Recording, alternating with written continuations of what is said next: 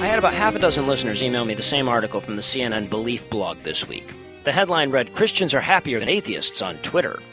So before I even click the link, I'm already salivating. I'm ready to skewer the shit out of this pseudoscientific nonsense. So I read the article, took a look at the research, and I read their conclusions. And unfortunately, as much as I'd love to unleash both barrels of my verbal .6 on this thing, it turns out that there's just nothing there to criticize.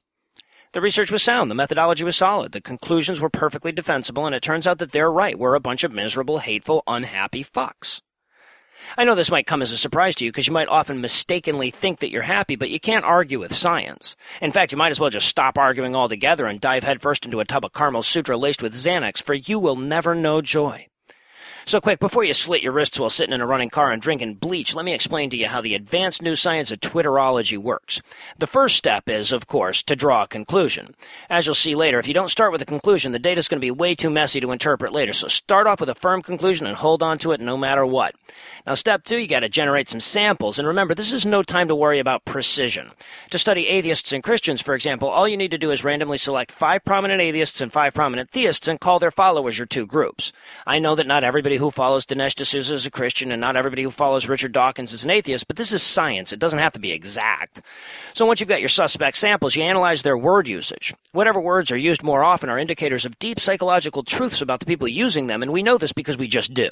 It doesn't matter that there's no credible research or even logical reason to believe in the core assumption behind this research. The people doing it wore lab coats or they had pocket protectors or something, and that's what makes it science.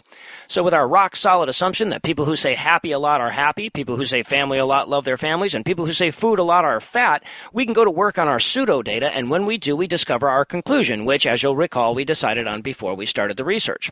In this instance, we've proved that atheists aren't as happy as Christians, and they don't love their families as much. Voila, conclusion reached, thesis proven, Nobel Prizes in the mail.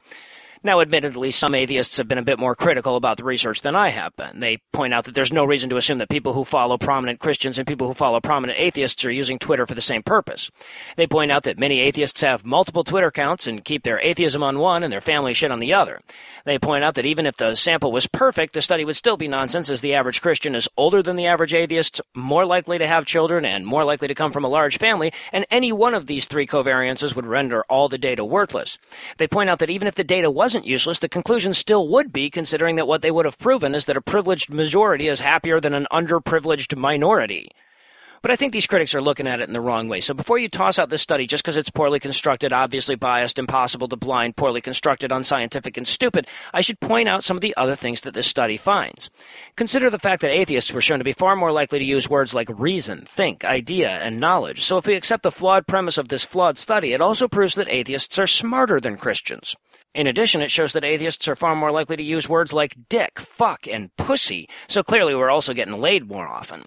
After all, if we accept the first conclusion, and the others are reached by the exact same process, it's impossible to ignore. Well, not impossible, because the researchers did ignore it, but it's hard to ignore nonetheless. And if you need any further proof that this is sound science, consider the alternative.